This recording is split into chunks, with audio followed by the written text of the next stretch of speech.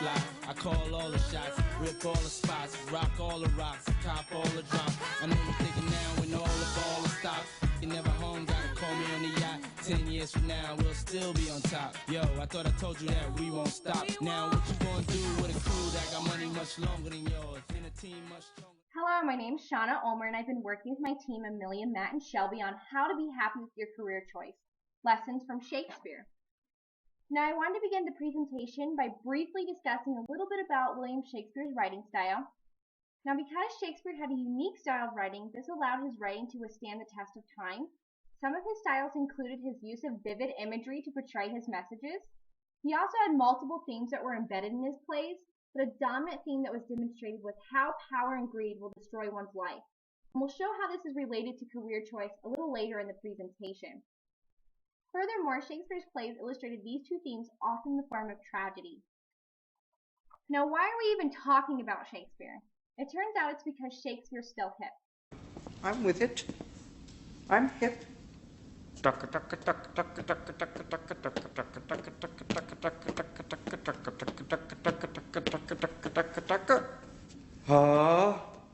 say this because how many people do you know who are still being quoted on a regular basis from the 1500s? Even if you may know a handful of people, how likely are your friends going to know who you're talking about? Well, in the case of quoting Shakespeare, you probably won't get that blink deer in the headlights look. In addition to this, the themes in Shakespeare's plays still have real-world application, and they apply to why young individuals should not choose a career based on salary alone. Now, as young adults, we have to make choices about what career to pursue at a young age, and this often happens when we begin going to college. This is a difficult decision because modern day society revolves around the concept of wealth so much that young adults tend to choose their careers solely based on income, rather than on their personal interest or how they might benefit society. Similar to the desire for wealth, some individuals in Shakespearean time centered their lives around gaining power and ultimately becoming king. In Shakespeare's plays, he continuously presents how the unethical actions associated with gaining power led to the power seeker's demise. Yet, unfortunately, in today's society, power is related to how much money one makes. Because this is directly associated with the career one chooses, this often leads people to choose careers based on salary alone. Now, we're going to briefly touch on two of Shakespeare's plays that demonstrate this topic a little bit further. They're going to be Richard III and Titus Andronicus. Now, in Richard III, it begins after a long civil war. England's now enjoying a period of peace under King Edward IV, but Edward's younger brother Richard resents Edward's power and is a bitter person due to his own physical deformities. Because of all this, Richard begins to manipulate those around him in order to acquire the throne, and he even decides to kill anyone he has to in order to become king. Now, if I can briefly direct your attention to the quotes on the slide, I wanted to quickly read through them because we believe these quotes paint a vivid picture of the type of character Richard is. I am determined to prove a villain, and hate the idle pleasures of these days. Plots have I laid, inductions dangerous, by drunken prophecies, libels, and dreams, to set my brother Clarence and the king in deadly hate, the one against the other. And if King Edward be as true and just as I am, subtle, false, and treacherous, this day should Clarence closely be moved up. Which done, God take King Edward to his mercy, and leave the world for me to bustle in. Clarence still breathes, Edward still lives and reigns. When they are gone, then must I count my gains. 'Tis no matter, let it go. There's few or none will entertain it. I'll not meddle with it. It makes a man a coward. Now that you've discovered how Shakespeare portrayed Richard, I want to discuss the plot a bit further. Richard's ability to kill his own family and feel no grief says a lot about the love for power and the fact that he was willing to go to all ends to accomplish this goal. Furthermore, those that fell victim to his lies became the puppets of his manipulation, and those that did not end up feeling Richard's wrath. And I also just wanted to point out that Shakespeare does a great job showing how Richard's manipulation begins with self-pity, but later becomes a craving for power that is uncontrollable. It goes to show you that some people have no limits to what they are able to accomplish when they have it set in their minds to do so. Unfortunately, in this case, the goal was power. Thus, be wary of what you want in life. It may not be all that it's cracked up to be. Now, with the consequences that were associated with this, Richard never truly experienced any type of happiness becoming king. And in addition to this, his nightmares end up tormenting him mentally by reminding him of all the murders he had committed. So I just wanted to quickly go over the consequences that were associated with Richard's love for power. On the first one, he had to kill almost his entire family to become king. Richard shows no mercy even when it comes to his own brother Clarence, and Richard decides to hire 2 murderers in order to have Clarence killed for his own desire to become king. The murderer says, "Take that and that, if all this will not do," stabs him. The second consequence is where his mother wishes he was dead. We see this when his mother, Queen Elizabeth, says, "Go he thee from the slaughterhouse, lest thou increase the number of the dead, and make me die the thrall of Margaret's curse, nor mother, wife, nor England's counted queen." The third consequence is when Richard's kingdom doesn't even stand behind him, and we see Richard recognize this concern when he says, "I must be married to my brother's daughter, or else my kingdom stands on brutal glass. Murder her brothers, and then marry her." Even after losing everything, Richard still continues with his obsession for power, and he still ends up having to go to war in order to prevent his title from being taken from him. And ultimately, Richard ends up being killed in battle by Richmond, who earlier married Richard's niece that we discussed in the third example. I believe all this goes to show that your world can begin to spin out of control when in the pursuit of power and greed. And that sometimes, even when you think you have what you thought you wanted, it may never feel like enough.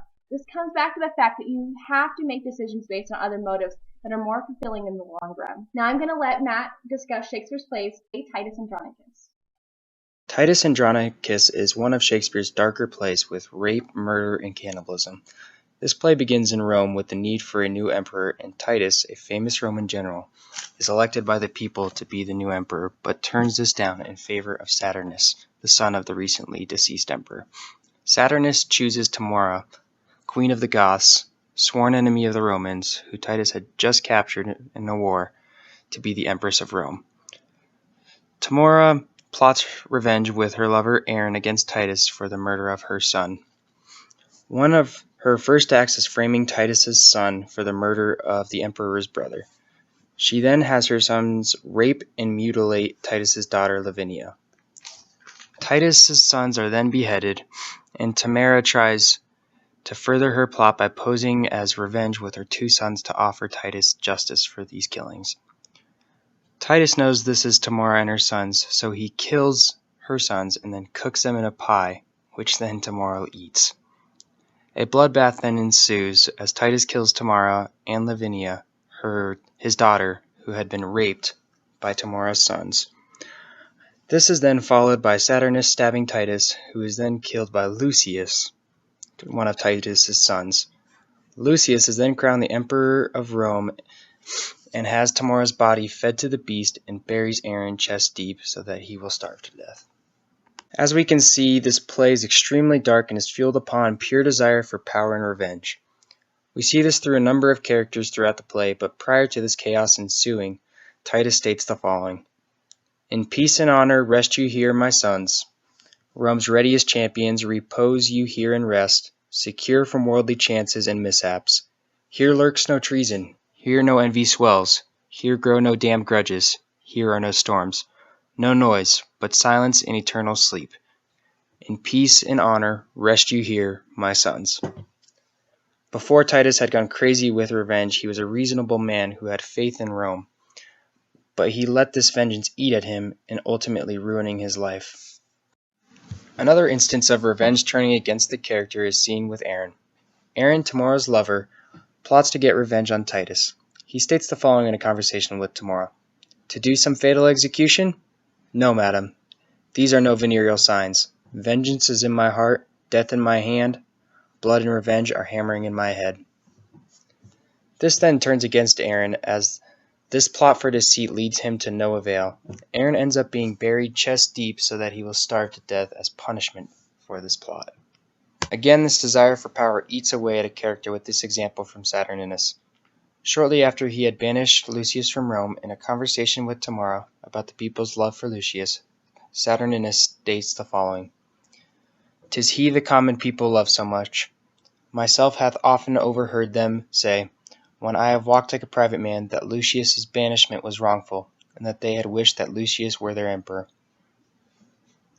Here we see Saturninus's desire to maintain his throne by banishing Lucius from Rome end up backfiring against him, as the people have now turned against Saturninus and swayed their support to the Goths, Rome's sworn enemy. We will now move on to the next slide.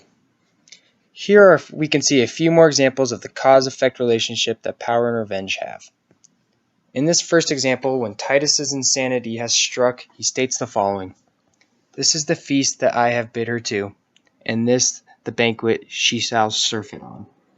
For worse than Philomel, you used my daughter, and worse than Progny, I will be revenged. And now prepare your throats." As we see here, Titus gets his revenge against Tamara and her sons, but pays for this with his and his daughter's life.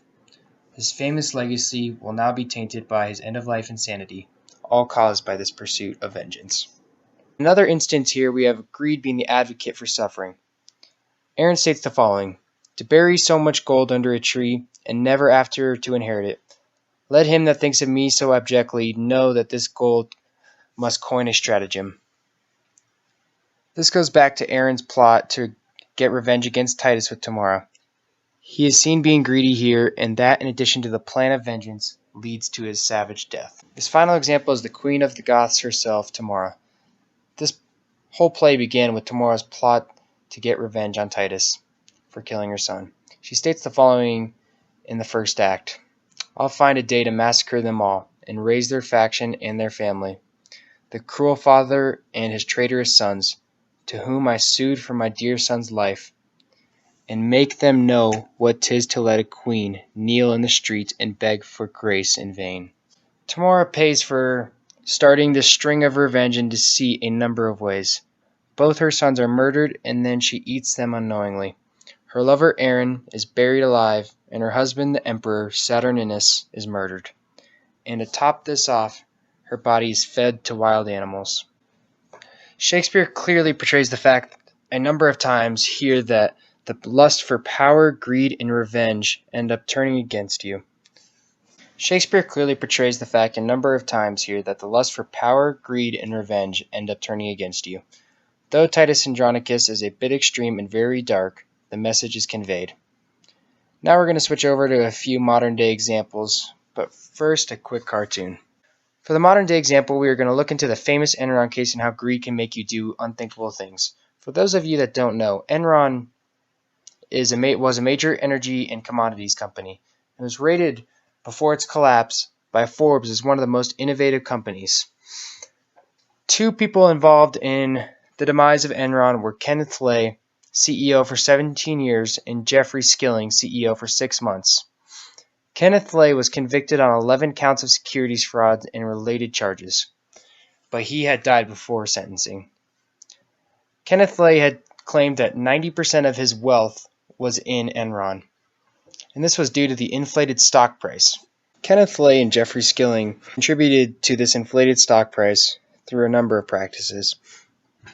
First, they used shady accounting techniques such as the mark-to-market accounting practice where they took anticipated future profits that hadn't been sealed by actual contracts and were putting those on their financial statements.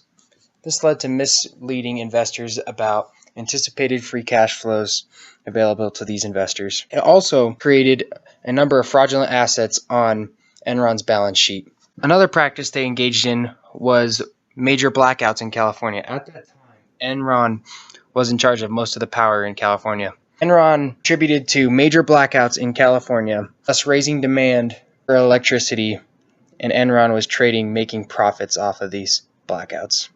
This push for greed caused these men to just do unthinkable things. They were faking financial statements. They were turning power off in California just to make a profit. And, it worked.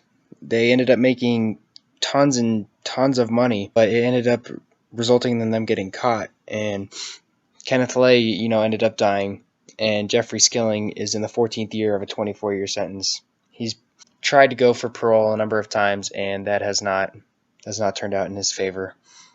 There's been a number of movies about the Enron case, probably most familiar with Fun with Dick and Jane. But this has a real message here. Enron, the whole case was morally wrong what these guys were doing, and Kenneth Lay and Jeffrey Skilling were just pushing for profits, inflating their own wealth because of their stock options. and this led to them going to prison, or in Kenneth Lay's case, dying, but the case still exists. Sarbanes-Oxley was produced shortly after this. This was a total examination of how accounting practices should be instilled in each company, and is one of the more famous accounting acts in U.S. history. This made the CEO and CFO directly responsible for signing off on the validity of financial statements. Relating this back to Shakespeare, we can see that a number of cases where power and greed led to the character's misfortune, for example, in Richard III with King Richard, and Titus Andronicus with almost all the characters. You got Tamara, Aaron, and Titus. They all ended up paying for these crimes, and this is the same case with Enron. You had Kenneth Lay, Jeffrey Skilling, Andrew Fastow, and this resulted in just thousands of people losing their jobs, losing their 401ks, their retirement plans. And it just goes back to this same message that we've been promoting, that greed and power should not be the drive of people's motivation. Greed can make people crazy. We have seen this happen throughout Richard III as well as in real life. When selecting a career, it is easy to choose the job with the highest annual salary over the job that is most interesting. Due to our fast-paced society and emphasis on the need for wealth, young adults have almost been trained to get a good education so that they can one day have a successful job that pays a high salary. Because of this idea constantly being planted in our minds, individuals sometimes find themselves doing outrageous and unethical things in order to obtain the desired position. It is almost as if the rewards of being hired or being promoted excuses all behavior leading up to the goal. Most people now get a job and hope to eventually get a promotion or move to a higher position. In most cases, not only would you have more responsibilities in this improved position, but you would also have a higher salary and a more prestigious title. While this idea is not wrong, once given the promotion, some people fear that if they slip up or do anything wrong, they will get demoted or fired. Some individuals also become so greedy and insecure that they act out or even commit crimes that gain more money or to remain in their elevated position. For instance, my dad, Christopher Aguilar, who was the former general counsel at Merriman Kernhan Ford, an investment bank in San Francisco, worked with a managing director named David Scott Cashone, who is now in prison because of his greed. Even after making an annual salary of $2.4 million, David Cashone did not feel satisfied. Because of this, Mr. Cashone provided customer account statements to his partner, William Boots del BIAGGIO, who doctored and used the statements to obtain $45 million in loans. Both Cashone and del BIAGGIO were caught and charged with securities fraud in connection with more than $100 million in fraudulent loans and loan guarantees. They were also sued for millions of dollars and both sentenced to 8 years in prison. Because they were unsatisfied with their present high salaries earned in their senior positions at work, Cashone and BIAGGIO attempted to cheat the system and make even more money. As you compare the similarities between Shakespeare's theme in Richard III and Titus Andronicus to common-day greed, ask yourself, why does society place such emphasis on gaining wealth as a goal in life? Is it because that is what is familiar or socially acceptable? Are we living in a society that accepts social norms without questioning how they will ultimately benefit us as unique individuals? We encourage you to really think about these questions and share your opinions with us in our survey at the end of our presentation. When thinking about the question, why does society put so much emphasis on gaining wealth as a goal in life, we considered an article titled, Why You Should Never Just Work for Money, written by Jorgen Sundberg. According to Sundberg, only a small minority can actually claim to be happy doing what they do. He then poses the question, why do you do what you do for a living? Similar to what we have talked about, most people will say they do their job for the money. This article presents 5 reasons why you should not just chase the dollar bill. 1. You will never make enough. As we mentioned, no matter what your income is, some individuals will never be satisfied and will do anything to increase their salary. However, as the article points out, there is not enough time in one day to increase your workload and ultimately increase your income. Thus, people sometimes resort to illegal approaches in order to gain more money in their job. 2. The debt spiral. A concept we had not touched on yet is the accumulation of debt. The article states, as a rule of thumb, the higher the income an individual has, the higher the spending and the debt leveraging they will engage in. Sundberg illustrated this vicious debt cycle by saying it begins with paying for an education in order to get a job. Then once one has been offered a job and accomplished a steady income, they may buy a house, which will then result in potential financing a new kitchen or buying a better car.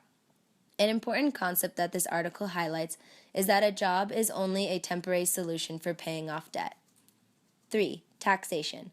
Sundberg points out here that there are two main types of jobs, being an employee and owning your own business.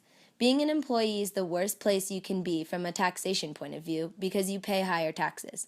However, if you take a risk and attempt to own your own business, you pay less taxes and it allows you to make a deduction and postpone paying tax. Thus, a disadvantage of having one of the highest paying careers means that you will ultimately be paying the highest tax rate. 4. Risk of stagnation. This section brings up the point that when you are only chasing money, you are less likely to learn and develop in your job. Some people gain the highest salary that they were searching for, but find themselves on cruise control down a path of least resistance.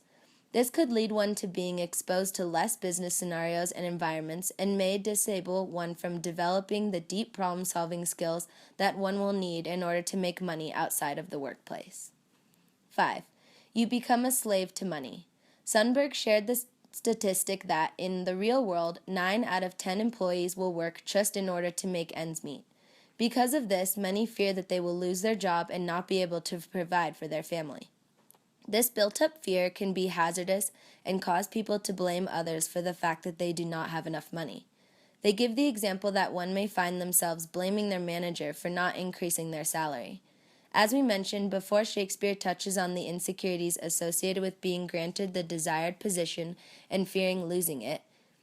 People can find themselves so wrapped up in keeping their position in the workforce that they will do anything to remain in the position, even if it means breaking laws and involving themselves in illegal activities.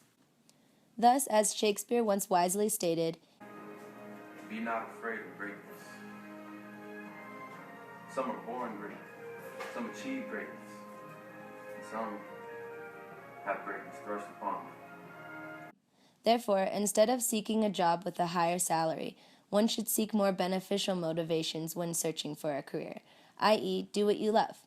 Most people find themselves getting promotions and advancing in their career when they are passionate about their job.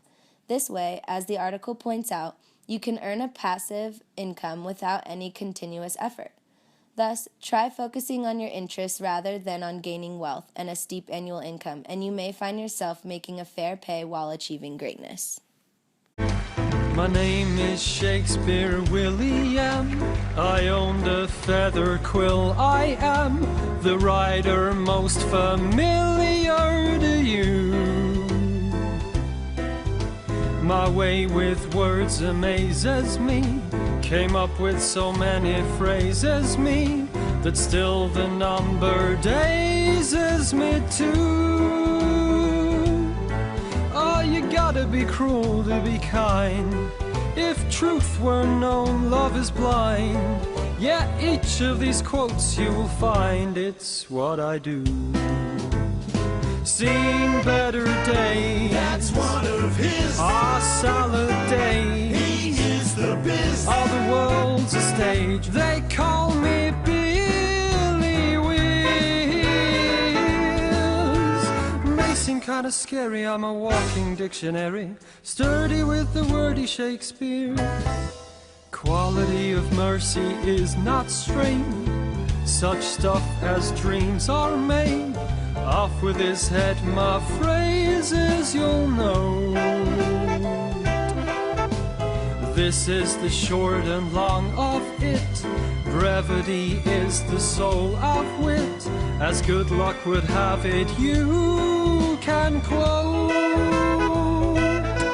Oh, you suffered green-eyed jealousy. Please do not stand on ceremony. I wrote the Queen's English I wrote.